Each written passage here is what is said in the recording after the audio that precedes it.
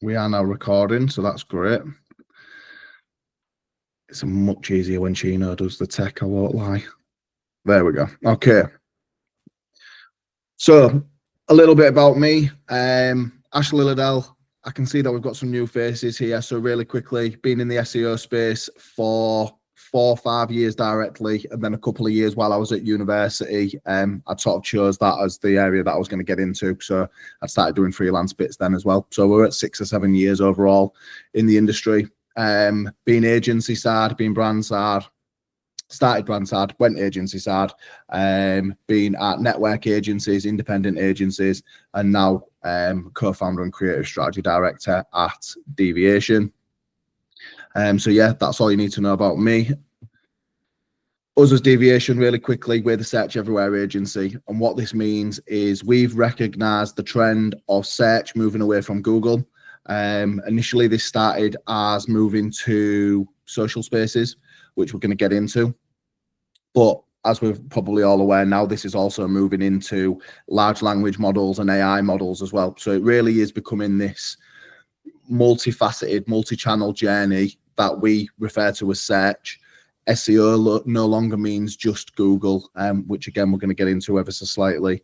And that's why we've embodied Deviation as the search everywhere agency. And yeah, our tagline, our sort of proposition hook, if you like, is that the only way to make meaningful change is to deviate from the path.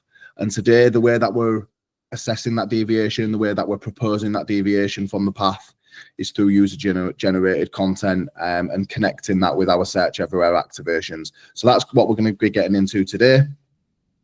I've gave everybody as long as I'm going to give them. So let's have some thumbs up in the chat and then we'll make a start, or thumbs up in the emojis space, and we'll get started. Okay, so a real quick agenda. We're going to start by defining user-generated content in the context of search. We're going to look at some UGC strategies and ways that you can leverage user-generated content within that search conversation to amplify your activations and your strategies when I can speak.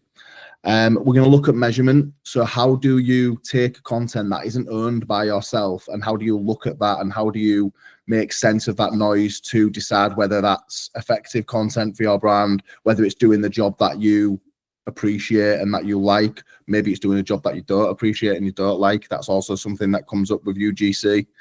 So we'll look at those measurement factors, how you can assess that content and how you can make more or better use of that content moving forward.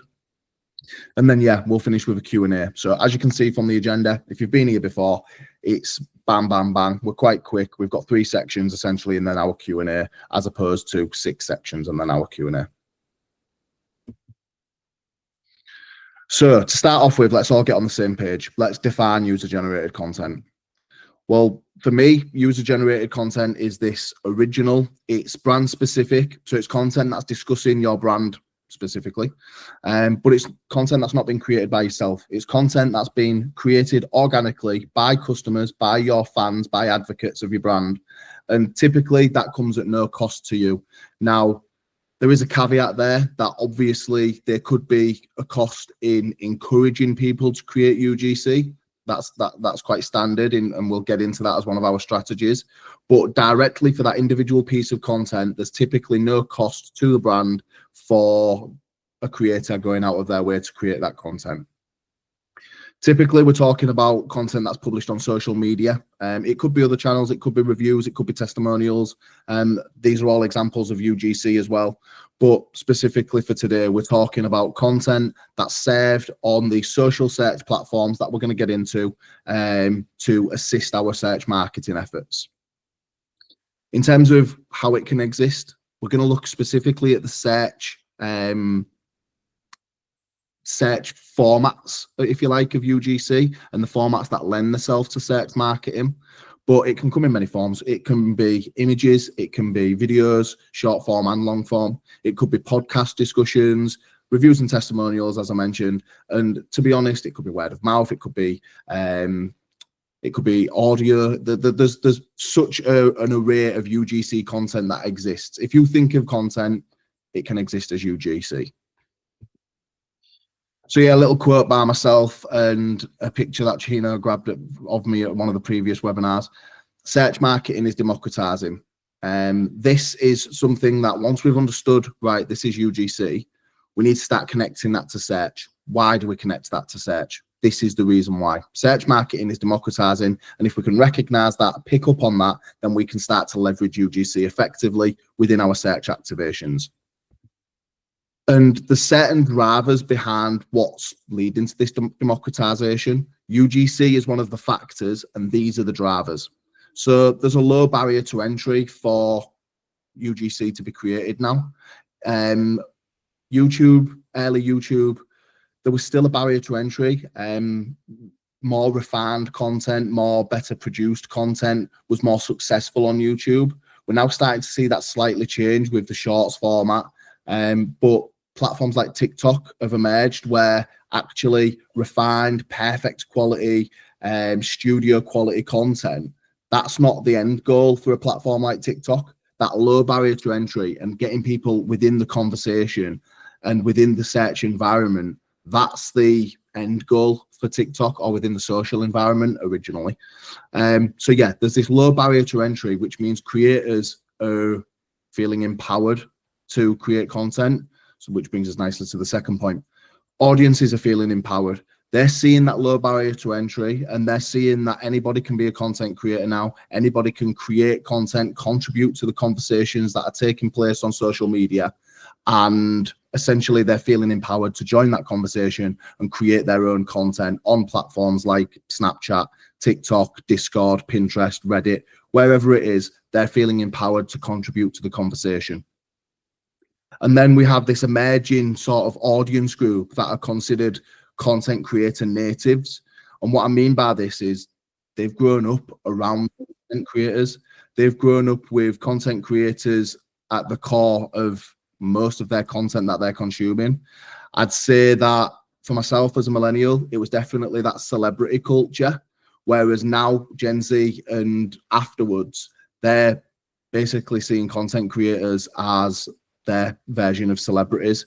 So not only are they used to the language that content creators use, how they're presenting themselves, how they're creating that content and distributing that content, but they're also enjoying that content and taking in that content, which means that because they're feeling empowered, and because there's that low barrier to entry, more than ever, kids, Gen Z and younger, they want to be content creators growing up, so they're more willing to create that content. And then this ties into the wider democratization of search. So we only need to cover a couple of things on this slide, but essentially we have community-driven search marketing. So because UGC creators and users more broadly, audiences more broadly, are feeling empowered and they're wanting to create, and there is this low barrier to entry, it's facilitating this community-driven approach to search, where it's not just brands and publishers anymore that are distributing content, creating content. We're now seeing users embracing that community, joining branded communities online and on these multifaceted social platforms, and they're essentially delivering search marketing as a result of that, whether they realize it or not. Obviously, us as SEOs, we can pick up on signals like keywords and things like that. UGC creators, audiences, they're just creating content that interests them, and it just so happens to be perfect for search marketing. We've talked about the UGC factors around that content creators and influencers point, so we can move on from there. The next point is around personalized user experiences. So if a content creator is regularly creating content and I engage with their content, TikTok and these other algorithms are starting to realize that they're best served by sharing similar content to that with me and sharing content by that same creator with me, which gives me a truly personalized user experience on their platforms, which is perfect for search, because essentially it means that I could conduct a search around how to style a hoodie, get some top level discovery content on a represent hoodie, let's say, and then that can be followed up by further represent content that I've not searched for, that the algorithms just decided to share with me. So embracing UGC means that brands can not only leverage UGC content that talks about their brand, but because it talks about their brand, they can then be served as their own content within these personalized user experiences because of the way algorithms are going, okay, Ashley's created content that discusses represent hoodies. That person's really enjoyed it. Let's show them some more represent hoodie content, and represent are likely to come up in that content when they do. And then EEAT, so for the SEOs in the room, that's not going to be odd or different, but essentially UGC is perfectly positioned to share this experience, expertise, authority, and develop this trustworthiness, which are all signals that we look for as SEOs and that Google are looking for within our content. UGC is perfectly placed to develop that, which means it's useful content in terms of what we expect from search content, and the moniker that we've come to realize represents effective search content. So if we can basically be showing these factors within our UGC, or encouraging users to show that, I should say, within their UGC, then we're going to be getting a lot of search benefits on the back of this on those social platforms. And the reason behind all this is a slide that we lean on all the time here. A search journey used to mean just Google. Now that bottom line and more platforms being added to that on the daily, that's a more accurate picture. So not only do people take Google searches, but they're also looking at platforms like TikTok, like Snapchat, Instagram, Telegram. I said Snapchat, but Pinterest, ChatGPT with Search GPT. There's all these other platforms that are basically democratizing that search landscape. And UGC, it can be a way of future-proofing our search marketing. So you may have noticed I've deliberately mentioned large language models and AI a couple of times already. Search 1.0, that's that Google centralized ecosystem where the search universe is essentially a Google-only model where the term Google it basically developed.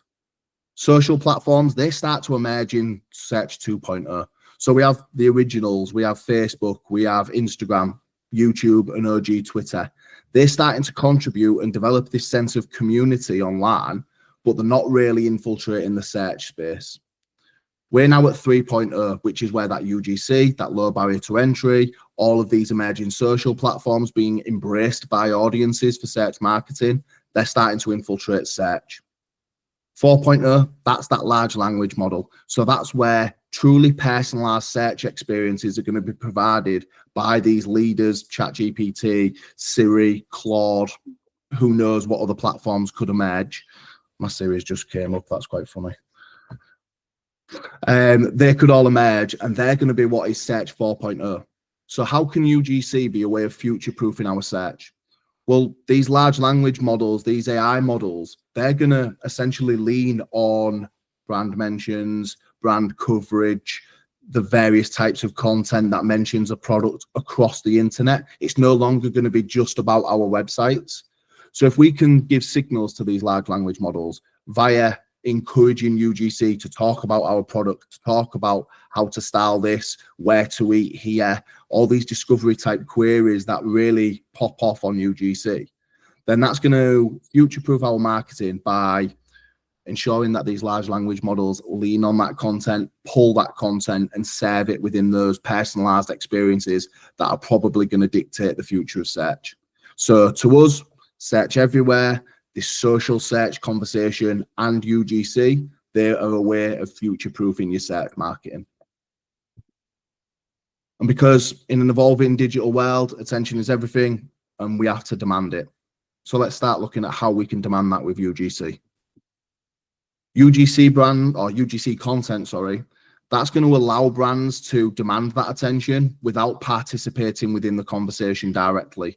And that's going to be super important, because instead of actively inserting yourself within dialogue as a brand or within your community all of the time as a brand, you can rely on UGC to shape perceptions, shape advocacy, and essentially increase visibility of your brand without you being the center of attention all the time as you owned content.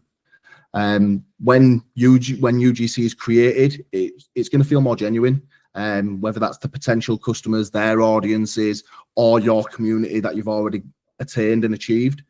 The organic form of a brand mention is basically that word of mouth of the modern world. If I give a brand a mention on social media, it's because I trust them, it's because I endorse that brand, And that's very typical of the old word of mouth that we used to see in the past. It's essentially the same. It's just taking place on digital through UGC. So it's all about demanding attention, and it's all about recognizing when we need to participate within the conversation directly and when we can allow UGC to do that. And we'll get into how you do that within the strategies section. Why is this important? Why do you need to be sort of considering UGC? Well, take a quick look at the chart on the screen.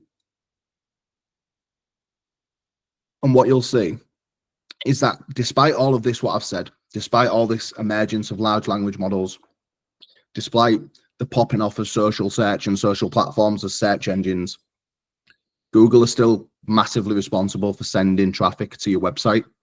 So we still need to be thinking of search in terms of growing brand search on a Google SERP to ultimately send traffic to our website. But there's a flip side of this coin. And the flip side of the coin is essentially that people aren't spending their time on a Google SERP. Obviously, it's a boring space to be spending your time. It's 10 links, it's ads. Yes, there might be sometimes some images and some videos and a SERP feature, but ultimately, you don't want to be sitting on a Google SERP. You go in there to get somewhere else.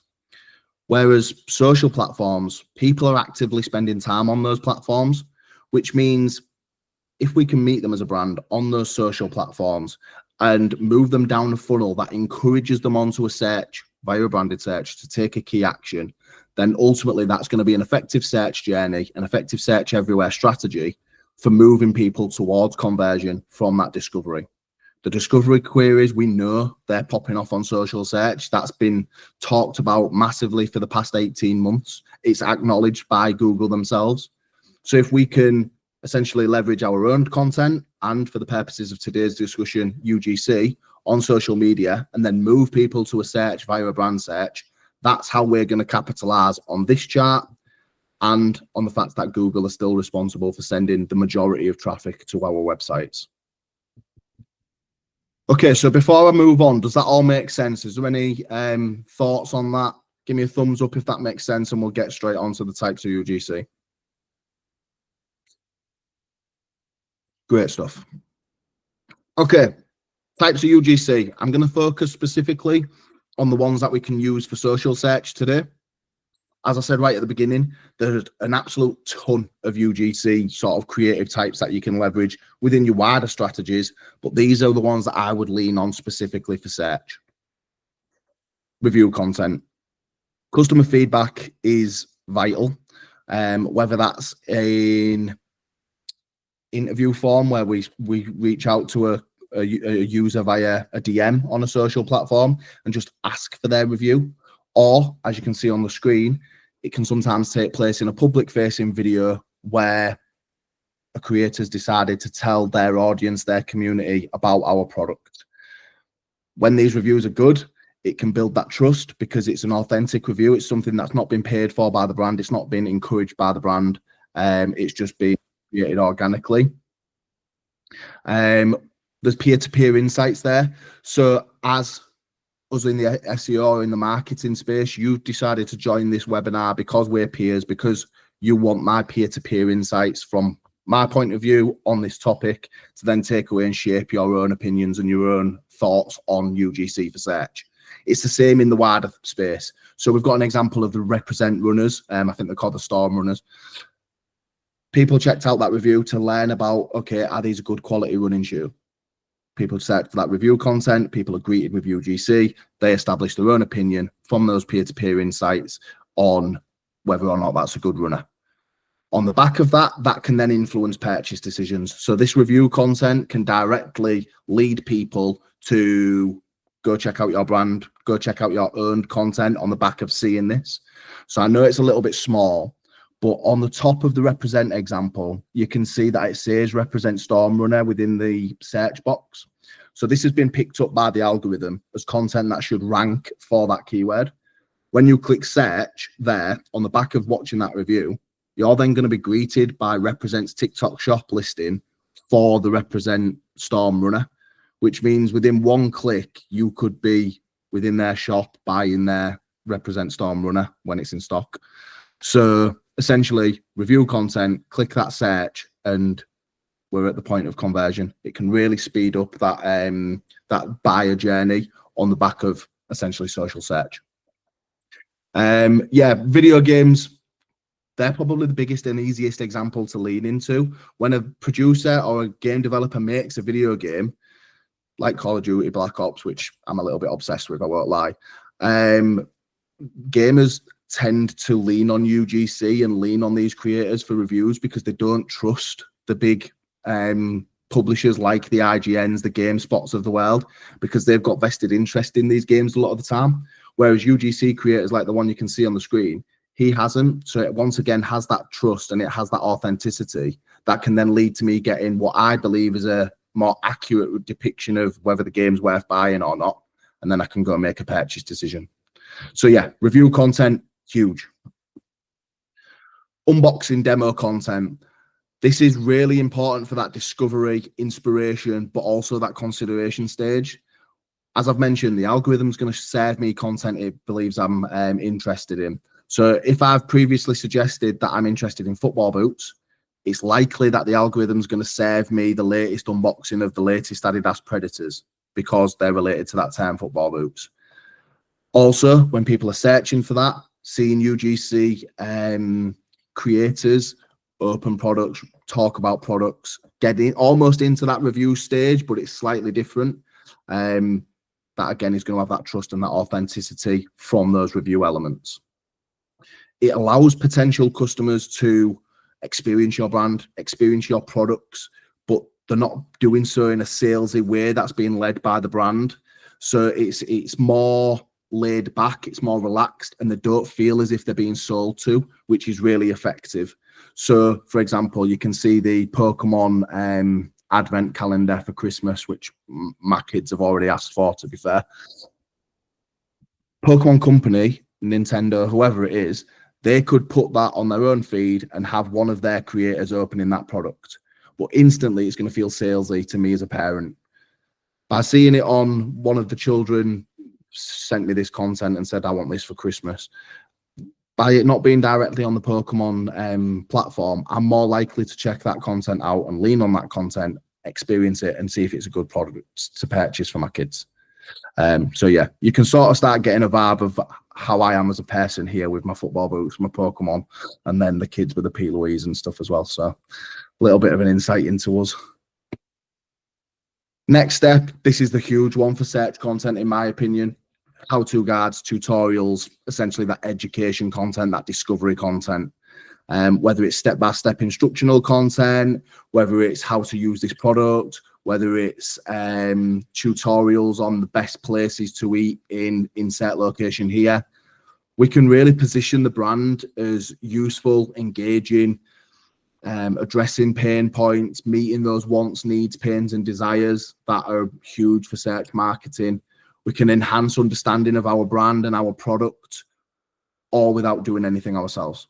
So if content creators are going out of their way to provide education content on your product or on your service, you should be celebrating that. You should be reposting that, rewarding creators, which we're going to get into in the strategies section, and essentially amplifying this content, because this is the truly scalable stuff, which again, we're going to get into. But really quickly, it's tough to create content as a brand. It's expensive to create content as a brand. If we're talking about blogs, for example, how many how-tos can you create a month? I know blogs aren't as effective as they used to be, but if we look back 2 or 3, 5 years, you could maybe only create 6, 8 as a brand. This is a scalable way to create that education content, create that how-to content, and leverage it as a brand. So I just noticed a question coming in, so we'll turn to the questions. Do you think there will be a point where users will shift away from trusting or seeking sponsored UGC and start seeking out truly organic UGC? And how do you convince users to create truly organic UGC? So hopefully I'm going to answer that as we go through. Really quickly on the first point, do I think users will shift away from trusting or seeking sponsored UGC? That's a tough one, because it depends where the point of sponsorship comes, which we're going to get into again. But essentially, if something's organic first and then a brand has decided to amplify that content, then it's still going to have all of the authenticity and all of the trust factors because it was organic first. So I don't think that will lose the elements. I think where we could see a shift is instead of paid partnership, when it says commission paid. I think when it says commission paid and it's obvious that it's been created for that purpose of getting commission from the foundation, I think we could see a shift where it goes quite similar to certain influencer content where it's less trustworthy, less authentic, because essentially they've created it for the purpose of making that commission, which is not the point of what we're getting at here with UGC. So I think paid partnership where it's been organic first and a brand has amplified, that's going to be fine. Commission paid, that could see the results that you're talking about there. You mentioned TikTok Shop earlier. Do you see it becoming a significant e-com platform for brands, even luxury in the future? And if it's going to prevent people from shopping via traditional sites, what do you think this means for Google? TikTok Shop is going to have an absolute massive year in 2025 across various verticals or industries. I think that luxury, we're already seeing that with brands like Lux Collective. I think they did a post this morning saying they'd sold another type of designer bag for $7,500 on TikTok Shop via a TikTok Live. So luxury are already competing in the space, and I expect other brands to jump on as well. And then on the opposite side of that coin, when fast fashion get their asses into gear and realize how to mobilize this and how to leverage this, it's going to be absolutely mad, because luxury, there's still that element of consideration in your brain. You're spending a lot of money on a product. So although I can move through in 2 clicks from organic content, click the yellow basket at the bottom and then go buy that, because of the price, there's still a consideration there. When it's fast fashion or it's low price products, it's a lot easier to make that purchase decision and then just click that basket and check out. And we can do it within the platform. I can do it within 2 clicks, 3 clicks, I think it is, and I'm done. So I do think TikTok Shop is going to have a huge future, especially next year. We're leaning on it massively with clients. We're seeking clients who don't have a TikTok Shop so that we can basically build that case study. And we're working with a couple of brands that already have a TikTok Shop, with us coming in and doing the search content to facilitate that more. So yeah, TikTok Shop's going to be huge. What do I think it means for Google? Tough one. I think that Google have already showed us that they're willing to make changes to their product listings. We're seeing that AI is going to be leveraged, which is going to make their shopping experiences more personalized. I think that with older audiences, they're going to be less willing to jump on the TikTok Shop brigade straight away.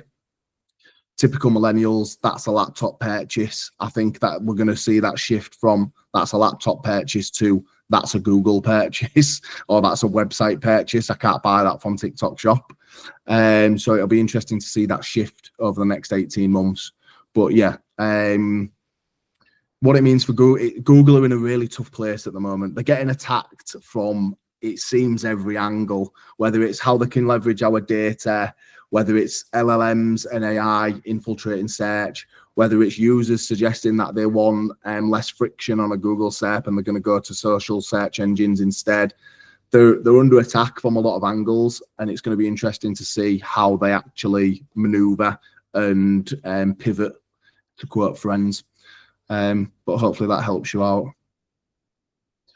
Okay, while we've stopped, any more questions? Are we all good? Okay, great stuff. As I say, any more, just pop them in the chat. We'll just keep going through them. It's fine. Okay, hashtag challenges. So this one is very, very social. It's campaigns where brands are actively encouraging users to create content. There's usually a specific theme around the type of content they're expecting users to create. And all of that is sort of brought together, packaged up under a hashtag challenge. The one that instantly comes to mind, and it's included later in this deck, is hashtag ASOS, which you can see on screen. And then the one on the left is hashtag Gymshark66. And showing my age a little bit here, but the originator of this, I guess, on a big scale, hashtag shot on iPhone, which was an app, although not a search campaign, shot on iPhone was mega at the time. I think it was when the first not the first iPhone, but I think it was the iPhone 4, which was the first iPhone to have a good camera. Yeah, might have been a later iPhone. I might be really showing my age there, but yeah, shot on iPhone was mega. These hashtag challenges, this is how you can create that sense of community, that sense of belonging, and essentially inspire mass participation, which is all going to grow that organic visibility through those social networks. As I'm sure you've seen, when things kick off and they start trending, everybody jumps on things, and they're all these creators are willing to embrace trends and embrace these challenges. So not only are you going to initially connect with your direct community that you already own, but by users creating content, it's going to be amplified to their communities, to their audiences, and it's just going to filter down like this big triangle where you might have that original reach of this, and then it gets bigger and bigger and bigger. So when you can do hashtag challenges well, like Gymshark, like ASOS, and like Shot on iPhone, they're visibility powerhouses. And if we can make these search focused, so it might be a hashtag challenge that encourages education content, and that education content leads to purchases, that leads to unboxing content, and then that unboxing content leads to review content. That could be a really good sort of search focused strategy of where we've started with a hashtag challenge that encourages education, but on the back of that, we get all of these other good pieces of content as well. All of this is community building, it's advocacy building. We're there to develop awareness, we're there to develop that advocacy, and ultimately we're there to build that brand community on the back of search marketing, social search marketing. And yeah, anybody that's been on my stuff before knows like that I like a cheeky plug. So we are hosting a webinar in January. We've got one in December, I'll talk about that at the end, but this is our January webinar.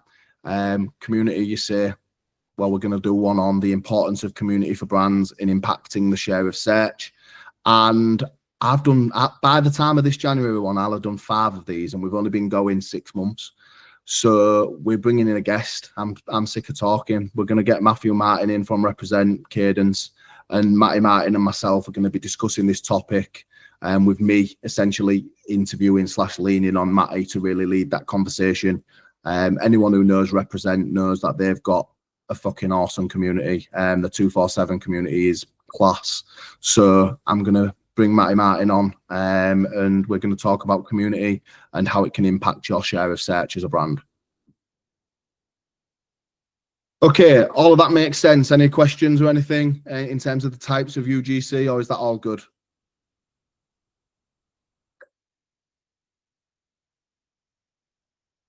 Okay. Benefits of UGC. Social search visibility improvements. UGC, it's going to contribute to that brand's visibility on social platforms. It's going to increase the volume and diversity of content that's available to users that's discussing your brand, all without you being the center of attention. The more people that are discussing your brand, the better. If that's all earned content and it's all just you shouting, you become a bit of a town crier, and it's easy to turn off to the noise. When it's your full community, when it's content creators discussing you, it comes across more easier to digest. So we can essentially develop that visibility, and we're going to get social search improvements, which I'll discuss in a minute. Enhanced engagement and trust. Hopefully from the types of UGC that you've seen there, trust is a big part of that, and engagement with your brand is going to follow on the back of people engaging, seeing that UGC content, those UGC elements. That's going to lead to more brand searches. It's going to lead to more engagement with your own content, with your TikTok shop products. On TikTok, you get the point. More engagement, more trust. Cost effective, potentially scalable. That education content, especially here. So essentially, if we can create a challenge, or we can encourage our UGC to create our how-to and our education content, that's something that the brand doesn't have to do as an owned space, which becomes scalable, because essentially we can recycle that content, repurpose that content, use it on our website, use it on other social platforms if we incentivize that with the UGC creator and reward them for contributing. Maybe if we're Gymshark, for example, maybe we say to them, here's a £100 voucher for Gymshark. Can we use your content on our website and on our Instagram feed, for example? So yeah, it's cost effective. £100 for a piece of UGC is a lot cheaper than Gymshark going out and creating their own content, trust me. And it's scalable because as soon as our community start creating content for us, we can basically latch onto that and grab that content from our community, as opposed to just being a brand that's maybe got a content creation team of 3 or 4 and can only do so much a month. Authentically develops that community. All of the points that I've said have all been focused around community. UGC is going to facilitate that growth of people learning about our brand, advocating for our brand, consuming our brand, and ultimately becoming part of our brand community. UGC strategies. So yeah, incentivize UGC creators and reward their creation efforts. Essentially, if someone creates a kick-ass piece of UGC that you want to leverage as a brand, you want to share it on a UGC feed like Apple did with their iPhone, shot on iPhone content. Maybe you want to take that content that talks about this is a size medium, this is how it fits, size guide content. You take that and you put it on the size guide section of your products pages. As long as you're incentivizing this and rewarding UGC and not just taking advantage of your community, that's going to be absolutely fine. It's going to resonate with your community. It's probably going to encourage more creation, and it's going to grow that community and grow the content around your brand. Leverage UGC content within relevant traditional search content. If you've got blogs on a how-to topic already and someone then creates a video that you think is really good, rather than just stealing little bits of that and adding them to H2s or H3s, take the video, reward the creator, and then embed that video within your H2s or H3s directly. That way you're increasing that quality of the content on your website, you're increasing those EEAT signals, and you're also providing a better user experience because you're providing short form or long form video content alongside your text content on traditional ranking content. So yeah, leverage UGC when you can within your traditional SEO efforts as well. Lean on UGC to establish FAQ sections on your site. Use their content here too. So if you have noticed that a creator is going out their way to answer a question around your brand that the community has, that you've done a piss poor job of answering in the past, lean on that. Create FAQ content on the back of their sort of pain point discussions and leverage that within an FAQ section on your website. Leverage that content within your own social platforms. Maybe you use it as inspiration for you to create your own owned content that handles that query. So for example, it could be size guide content. It could be how long is delivery. It could be, is the packaging sustainable? All of these types of queries that maybe someone on UGC has handled and discussed. Leverage that, lean on that. Grow your FAQ content on the back of it. It's going to be a good use of UGC.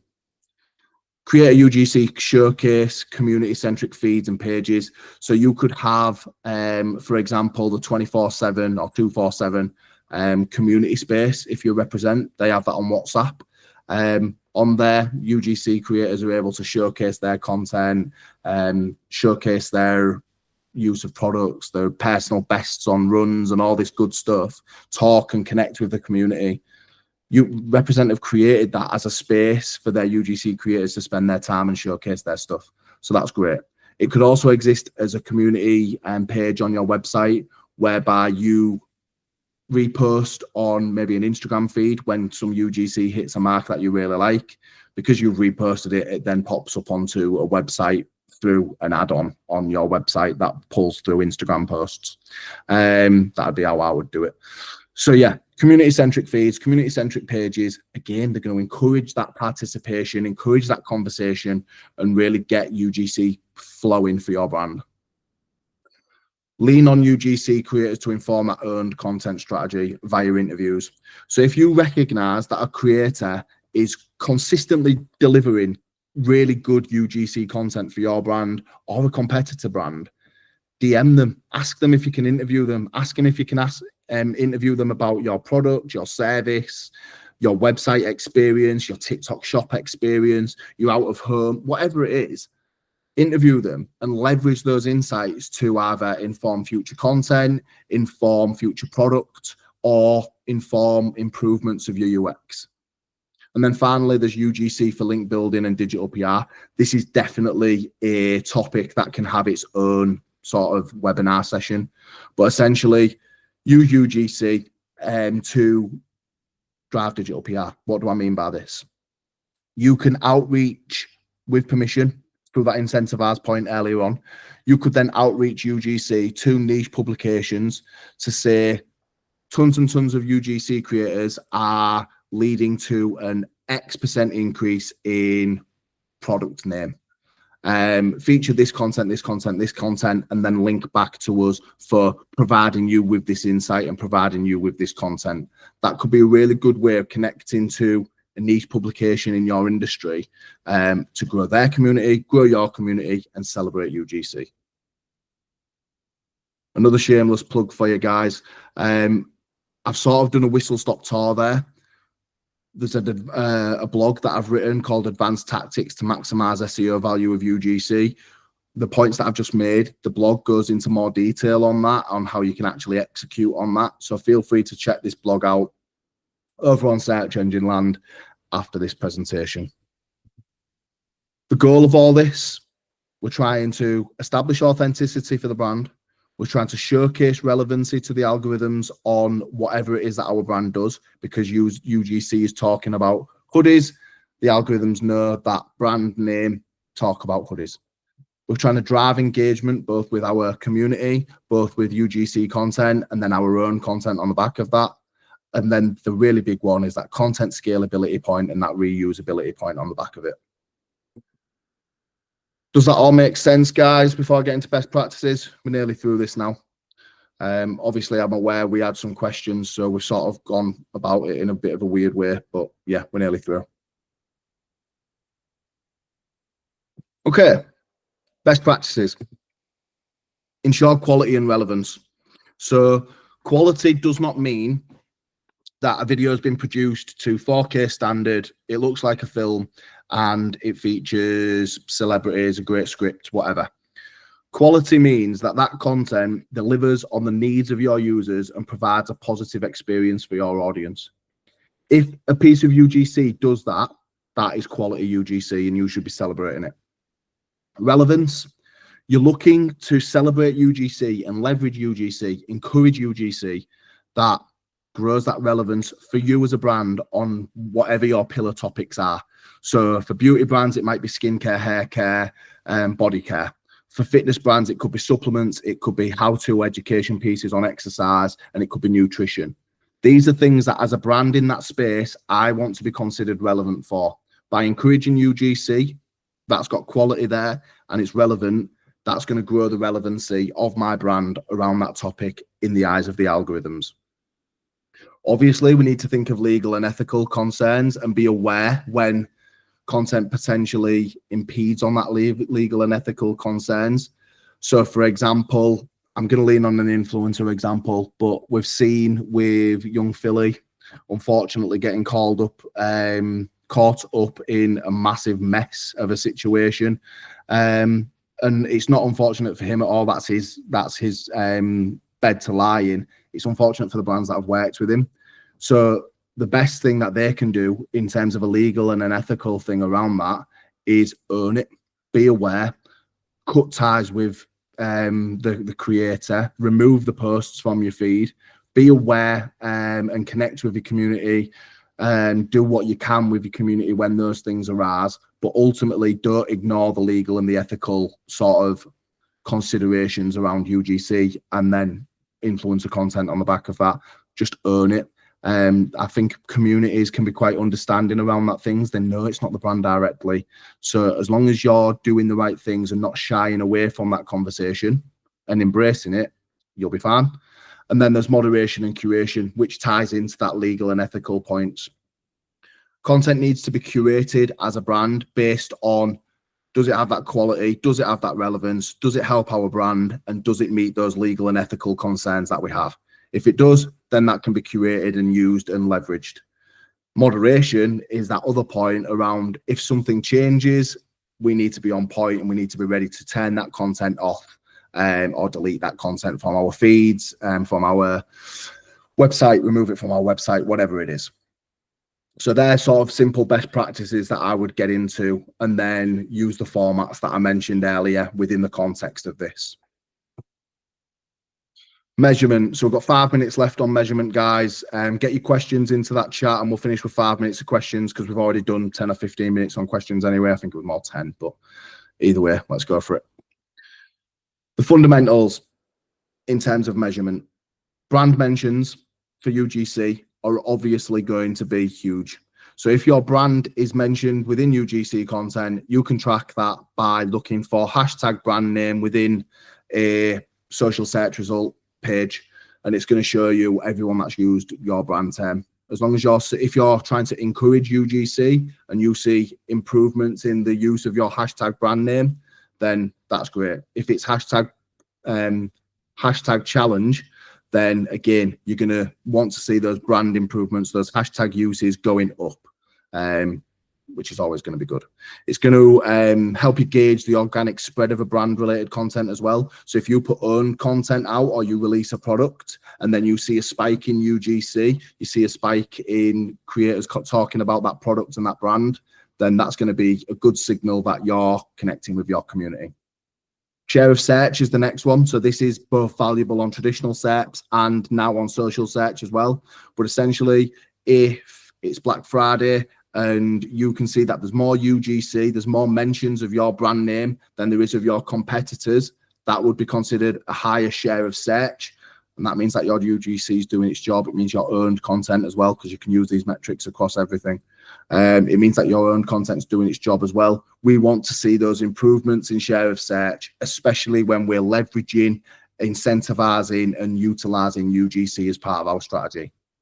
And then again, the big one, revenue impact. If I see that a piece of UGC has gone live today, and then there's a massive spike in revenue around a holiday advent calendar for the Pokemon example we discussed earlier, then that's having a direct revenue impact on the back of that piece of content.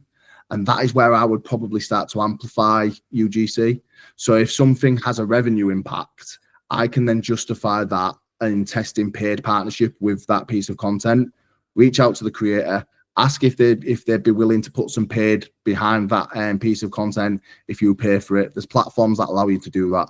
And then essentially you can leverage that revenue impact to drive more revenue impact through what was originally organic content that's now become paid content. Taking it further. I found this on. Thank you, Siri.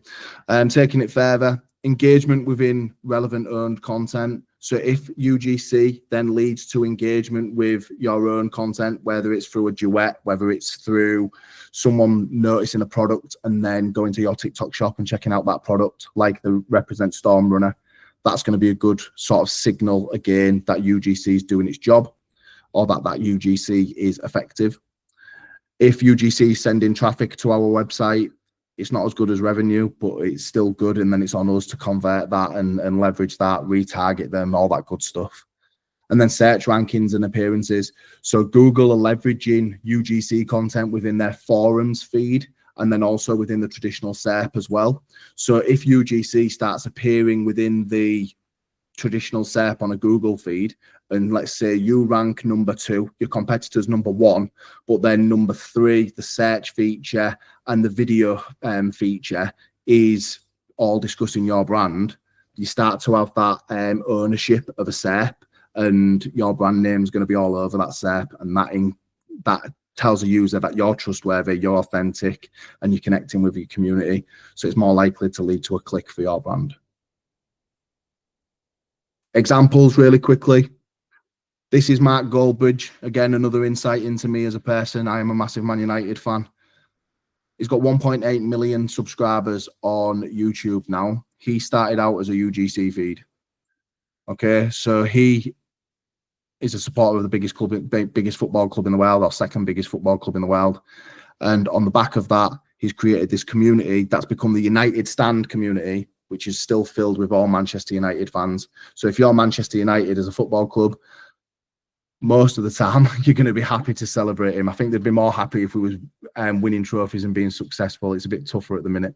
But yeah, great example of UGC that's then gone on to essentially become its own community as well. Gymshark 66. It's an annual challenge, 66 days to adopt a habit, to change habits or embrace habits. So there's education content there, there's review of Gymshark products there, there's nutrition content, there's all that good stuff that we were talking about earlier. All of the content formats are leveraged by Gymshark's own content and then encouraging UGC content on the back of that as well. That leads to this Gymshark 66 challenge. ASOS, the first example I saw on TikTok was ASOS years ago. Essentially, this was created as a challenge with a supporting filter so that the visual on every piece of UGC was essentially uniform and looked the same. And it led to massive growth for ASOS at the time. I know they're struggling now, but when this launched, this was fantastic. The point I'm trying to make is you never know what or you never know who's going to explode. So this is Marcus Brownlee. He talks about tech, talks about innovations in products and software and things like that. And essentially he started off as a UGC creator, probably couldn't get brands to send in free products and all this stuff. And now he essentially crashed. I think it was so powerful in terms of his opinion and his voice that he reviewed a electric car, and the next day the electric car company went out of business because he said that that car was that bad. That's how much trust the community put in his opinion. So you never know who's going to pop off. You never know who's going to explode. And if you're one of the ones that are the early collaborators with that creator, you can develop a brand relationship on the back of that. Some brands to check out that I would lean on and go see what they're doing. Refi are probably the biggest. They absolutely smash their community messaging and their community marketing. And then on the back of that, they're getting a shit ton of UGC, discussing their products and doing all of those types of formats that we've spoke about. Represent, spoke about them throughout this deck. 247, great example of a community. And then they're getting UGC all the time, reviewing products, showcasing how to style products, how to connect to Represent product with certain other brands that are in the similar space, all that good stuff. Gymshark, we've already mentioned. Surprisingly, F1. F1's essentially been reborn on the back of Drive to Survive, but on the back of that, they've also then embraced UGC creators and content creators that came aboard because of Drive to Survive, and started creating content in the F1 space. They're now celebrating that content, sharing that content consistently, and it's leading to their community growth. And then Adobe, a really good search example. Rather than creating content on how to do this in Photoshop, how to do this in Illustrator, they basically just repost UGC that does that for them, and they just share that and say, check out this video by X, and they give a really good tutorial on how to remove a background in Photoshop, for example. So Adobe are a really good one from a search point of view, along with Refi and Gymshark are probably the search ones, and then Represent and F1 the ones in terms of celebrating that UGC and leveraging UGC. So yeah, discussion, any questions, now is your chance to get him in that chat. We can answer any questions really quickly, and then I will get you out of here within the hour like I planned.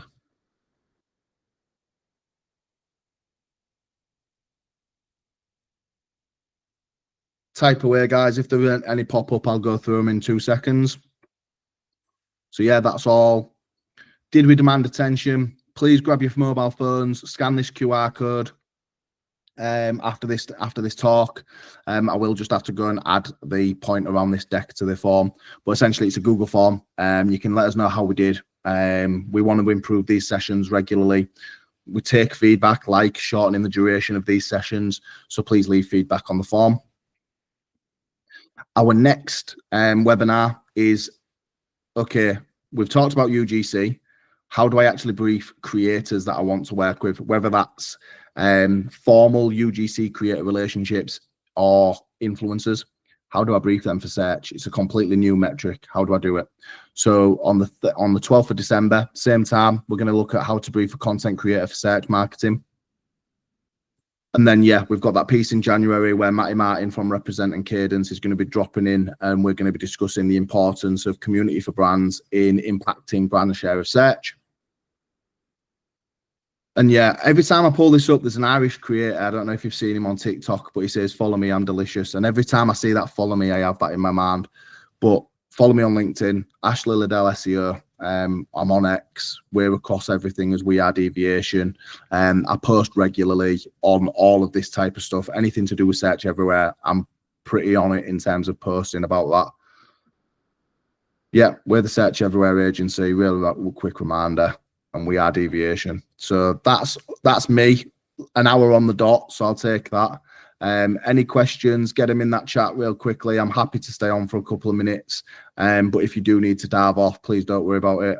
Thank you for joining. Look forward to hearing thoughts and things on LinkedIn. DM me if you've got any questions that you don't want to share in the chat. That's absolutely fine. Let's check out the chat function on here. No, people have just used the chat. That's fine. I'm going to stop the recording there. Any questions?